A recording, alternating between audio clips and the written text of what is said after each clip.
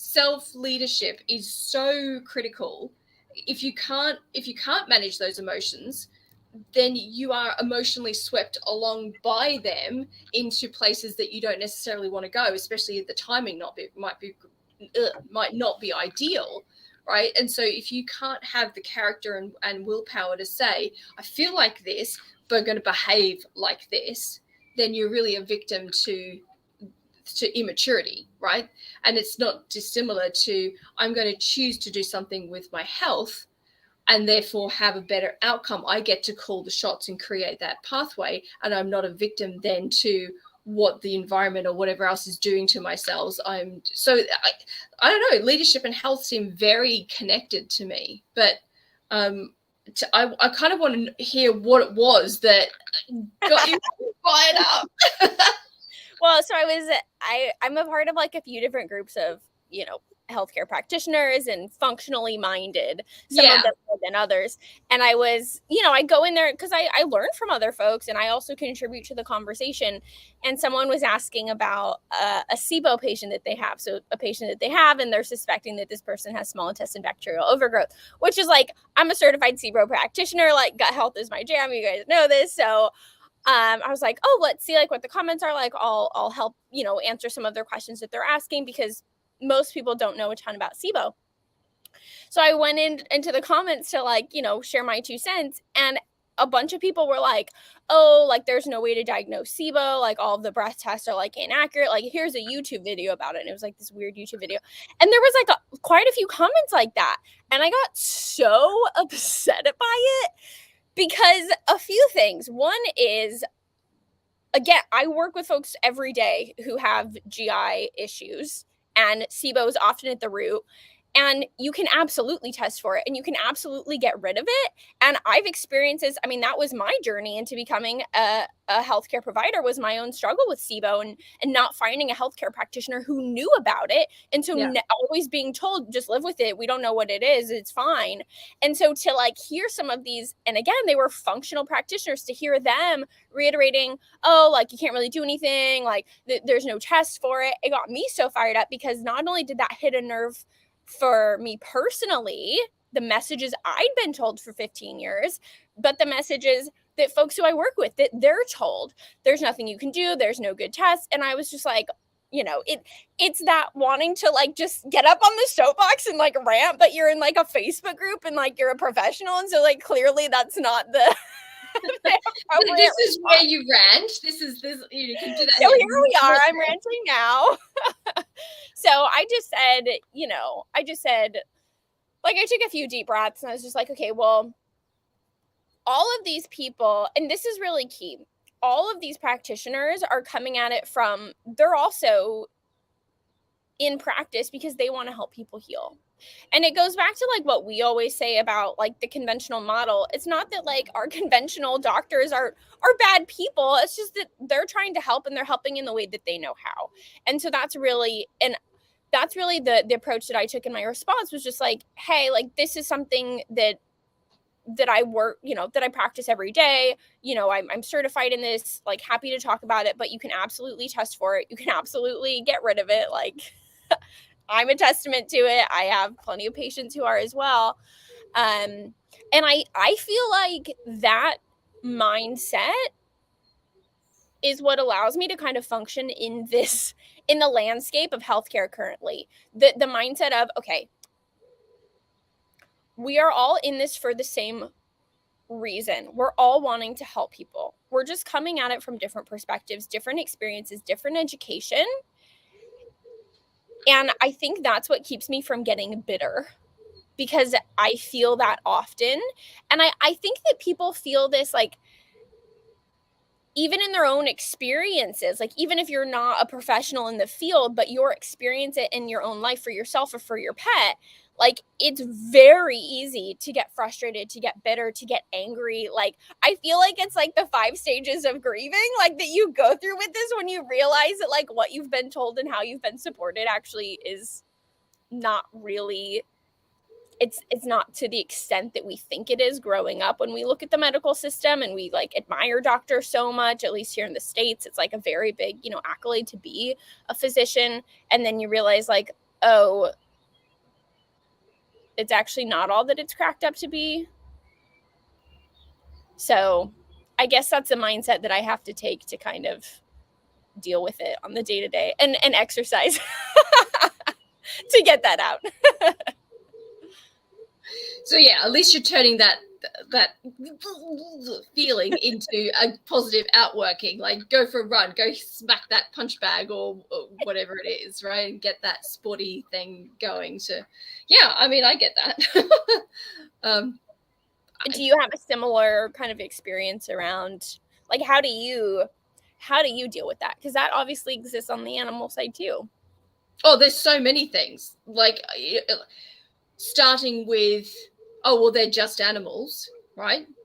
That's always going to push my further wrong ways. Like, hang on a minute. Are they though?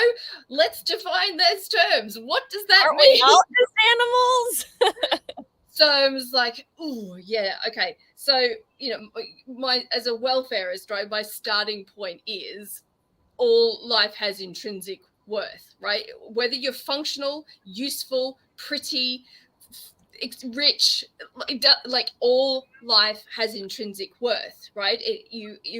Your own self-worth is as just as valid as the next one, kind of thing, right? So to go, oh, they're just animals, right? Or, hey, like, don't, like, I'll say, don't stand on the worm. Like, I'll go, no, there's a worm there. Move your foot to the other side so they don't stand on the worm. It's just a worm. It's like, it's not just a worm.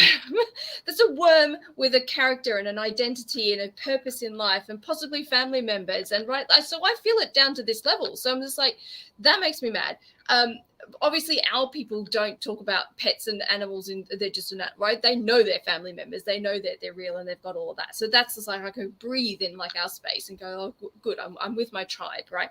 But there are so many other things as well. Oh, they did it for no reason. The animal did it for no reason. The animal doesn't do anything for do you do something for no reason? No. there's always a cognition going here that says, okay, I've got a decision to make in my life. Can I do this or should I do that? Right.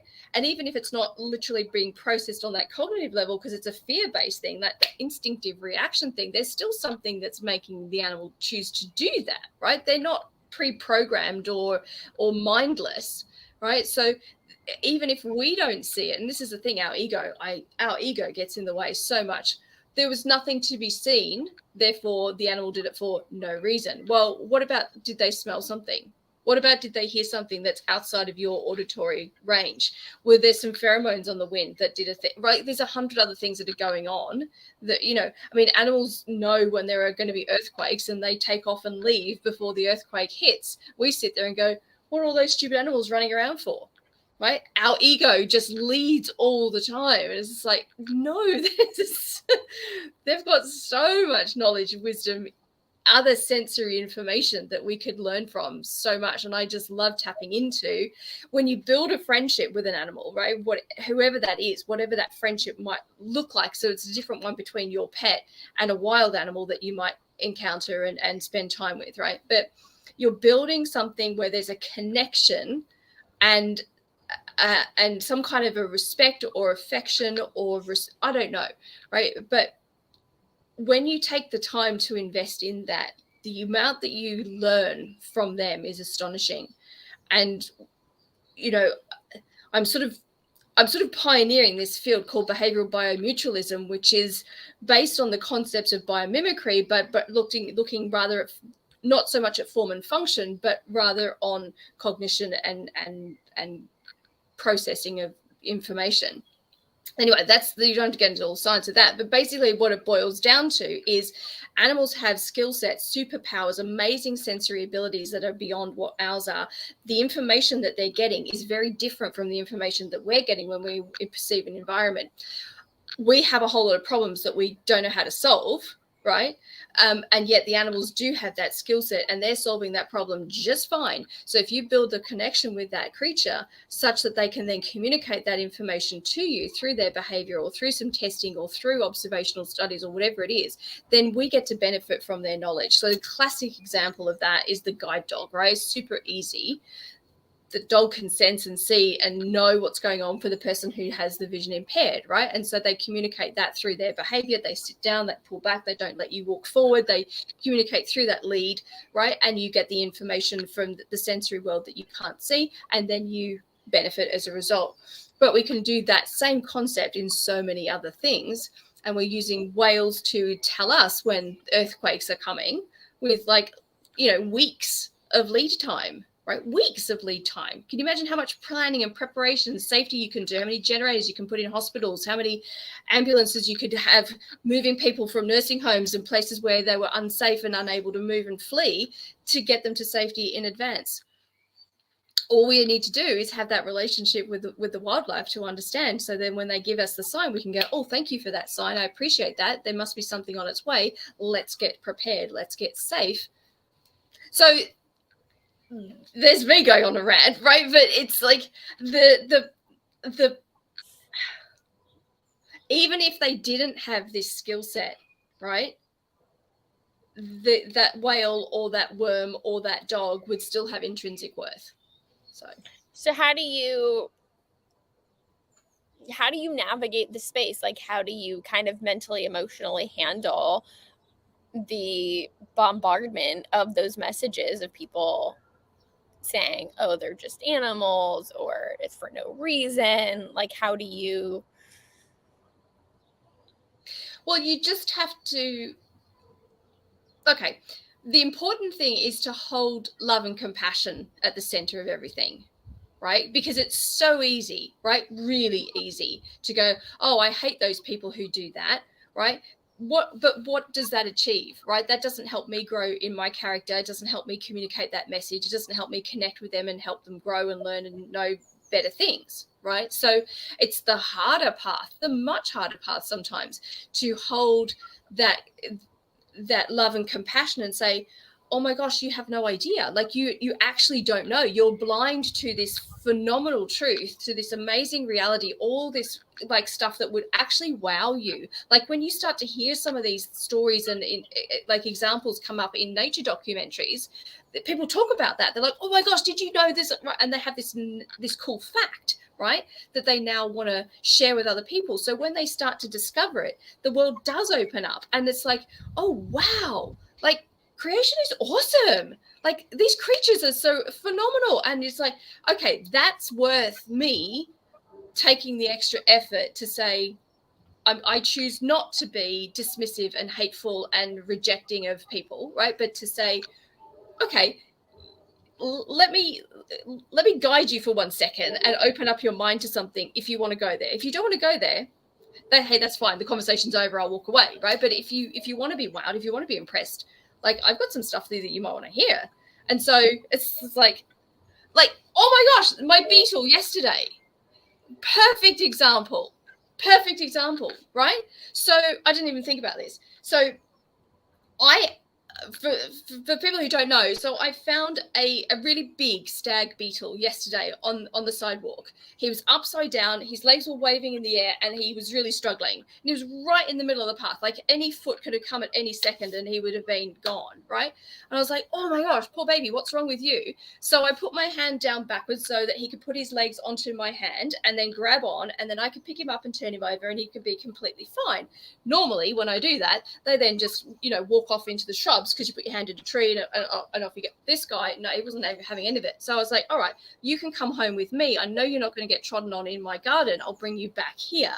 But I showed people, like, because he wouldn't come off my hand, right? He literally, the end of the story is he stayed on my hand for 3 hours until someone else could come and help me unpick his feet and put him on. Anyway, that's the end of the story. But for 3 hours, I'm doing Zoom calls, I'm doing client meetings, I'm on other things. I'm having to do everything with my left hand, and I'm rubbish at doing things with my left hand, right? My notes were terrible. And I would go, oh, do you want to see my new friend? And I'd go, oh, look at my new friend. And I'd show, and everyone's like, oh, he's horrible. What's that? Is he real? Is he dead? Oh my gosh, look at those things. Why is he like that? And I was like, okay, clearly you don't know what a stag beetle is to start with, right? Because a stag beetle is like he's like a rhinoceros of like the beetle world. There's like dum, dum, dum, like slow and lumbering and cute. And he's got antlers, right? He's got antlers like a deer. So they look like great big pincers that they're going to chomp you, but they don't. They don't do that. They work like antlers, and they're like, let's have a little antler fight, and I'll see if I'm a bigger boy than you're a bigger boy, and then that's the winner. The same as in a deer. And we all look at the deer and go, oh, look at the deer. Oh, they're nice, you know. And so why can't we look at the stag beetle and go, oh, look, isn't he so lovely? So people don't appreciate because they don't know and they don't understand. But then I could say, because someone was like, oh my gosh, look at those fangs. What do they eat? I was like, they eat fruit, and they like really overripe fruit. So they're not even stealing your fruit. They like the fruit when it starts to ferment and go nasty. They pick up the fruit that's on the floor that you don't want to eat. They're like, oh, he's a fruitarian like me. Oh, he's not carnivorous. That's so nice. Oh, and he's a bit like the scarab beetles of Egypt, right? Oh, and they protect people and stuff, and they help them. It's like, see, all you need to do is just know a little tiny thing, and then all of a sudden your imagination opens up, and you can go, wow, what an incredible creature this is. I don't have to be afraid of it. So, I don't know. That's me on a tangent. So, anyway, back to you. Well, it really comes down to, like, going back to the theme of this, which is really like... Oh, we had a theme, did we? Oh, I forgot. No, the theme that's kind of emerging, the kind of principle is...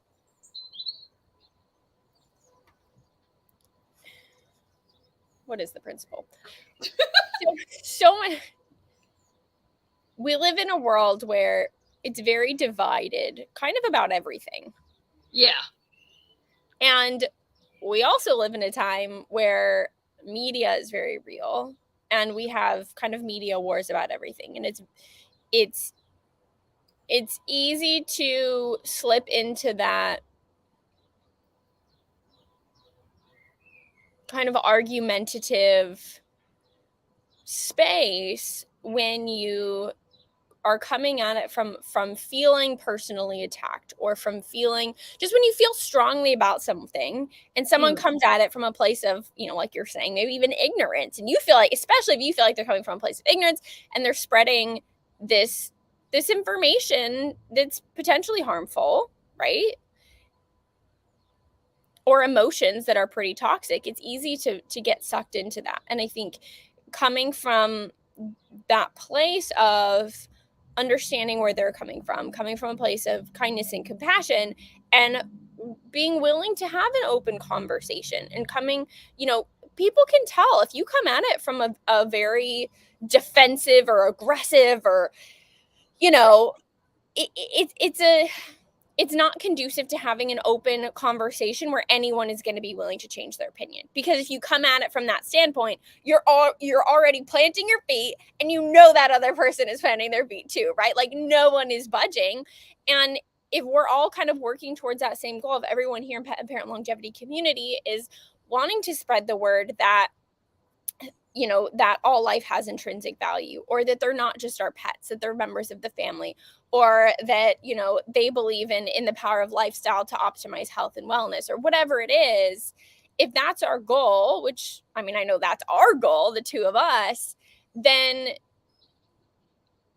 we have to come at it from a place of wanting to share and being understanding in order to have that dialogue, because nothing's going to change if we don't come at it from that standpoint. And it's interesting how, like you said, if you can just kind of wow someone with a little fact or two and see if they're interested, because if they are interested, now you can have an entire conversation about it. And if they're not, then you can kind of walk away from that. But hopefully now they've walked away with that nugget. They've walked away with something to think about. And who knows what that little seed can really become in the future. Exactly. Yeah, 100%. I mean, whenever there is lack of understanding, anything, like, it just, I mean, why can't we just be all better at listening and talking with each other? Like, literally, like, speaking with honesty, but truth with love, right? Truth with love, not just truth to make it hurt or to win a point or to be right or to bash the other person, but truth with love that really puts the other person first and say, hey, I disagree with what you're saying, but I want to understand. And I want you to be able to understand my point of view. If that's valuable to you, let's just talk. Let's just be kind. Let's just listen and not judge. And then we can still walk away at the end of it and go, I hold my opinion and you hold your opinion and neither of us change. And that's totally fine. But we gave it a shot to connect and communicate and to understand. And maybe we do walk away wiser, right? And maybe those seeds are planted and will bear fruit. And maybe those seeds are planted and they don't need to bear fruit because actually, for whatever reason, both of us are right and we don't need to change that opinion. But we haven't lost a friendship in the process. And we've developed a better understanding along the way and hopefully had a nice coffee and sit in the sun while we did it. Well, I think that's actually a really good look at the flip side. The flip side is we will never evolve. We will never learn more. We will never understand other perspectives if we put our feet in the ground like that, right? So it's not just about us trying to influence another person. It's also, it's a give and a take, because we're also going to get a better understanding of their perspective and a better understanding of why. And maybe that will influence our beliefs. And hopefully they do, right? If you're kind of a student, a lifelong student to life, to any topic, right? Which we both are, because we always want to continue learning and we always want to bring the most accurate and kind of up-to-date information to people, then you have to have that openness and that willingness to not get stuck. And I will be the first to say my stance on plenty of health-related topics have changed over the years as I've done deeper dives, as more literature has come out, as I've worked with more patients, right? And I'm sure yours have too. And that is a sign of someone who is open to that dialogue, who is open to hearing something that actually contradicts what they think. And maybe even some of that is their identity wrapped up in that. And that's hard, but it is something that we need to continue to do. Agreed. I mean, that's how I got into functional and regenerative medicine, which I had no idea. I had no idea what those words were. I didn't know they even existed when I started. I went into with the question of, how can I truly bring healing to animals? How can I truly restore broken animals to fullness of health, right? I already knew how to do broken animals to bring them to fullness of happiness with the cognitive ethology and the behavioral welfare stuff, right? But how do I do the other side? How do I bring them to fullness of health? Like, what is the toolkit out there? What are the wild animals doing? Why aren't they getting sick? What are the answers to that? And I had no preconceived notions. And I said, I do not care what the answer is. I do not have an invested interest in anything other than finding truth and then bringing it back and giving it to the animals. So I went in with an completely open mind and looked at all kinds of things without prejudice, and then said, yeah, that works and that doesn't. So I'm going to keep that and I'm going to discard that one. If that one comes back in the future and becomes amazing, then I'll bring it back in, right? But at the moment it doesn't qualify. So at the moment it's out, right? But again, I'm not anti any one thing or another, so long as the thing is the truth and it works. And that's all I guess I'm really looking for. But to layer that with love and compassion all the way through, not telling people that they're wrong, not telling people that they don't have a voice and their opinion doesn't matter and that I'm right and they're wrong. And like that's what a horrible person that is, right? It's trust comes out of respect, and then love comes out of trust. So you've got to grow something to get the good result. So anyway, that's my opinion. Wow, I think that's a good place to leave it. These sort of scenarios present themselves, I think, more often than we realize. Just about anything and everything, existing in the world, we have frameworks and beliefs and our own perspective, but we're